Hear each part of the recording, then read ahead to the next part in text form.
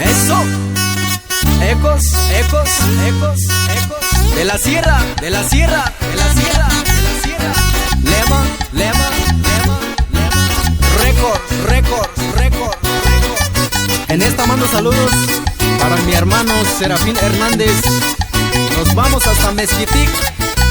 Eso. Y de ahí nos vamos hasta Naranjo, Nayarit, saludando a la familia Caloca Mijares, en especial al profesor Julián Caloca y al carnal Temo. Nos vamos hasta Tepic a las 2 de agosto. Eso. Y nos venimos a Limón, Nayarit, saludando a la familia García, en especial al tío Toño.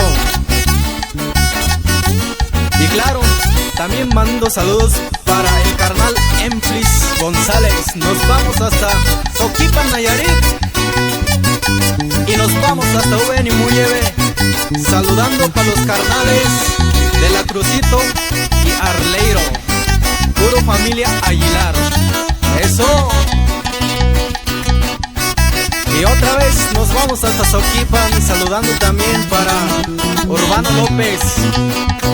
Y de ahí nos vamos a San Andrés, saludando para el colega a Wilwer. Eso es todo, que se escuche ese bajo con sabor. Y de ahí nos vamos hasta Las Tapias, saludando para la cuñada Selena Hernández. Báilale. ¿O qué dices, carnal Talecho?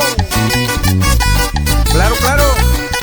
Nos vamos hasta Tuxpan de Bolaños, saludando a la familia Chávez Hernández. Y nos vamos hasta la colonia La Pista, saludando para la familia Carrillo Carrillo. Y de ahí nos regresamos hasta Los Pinos, para toda la familia Rivera. Y ánimo, compadre Nacho.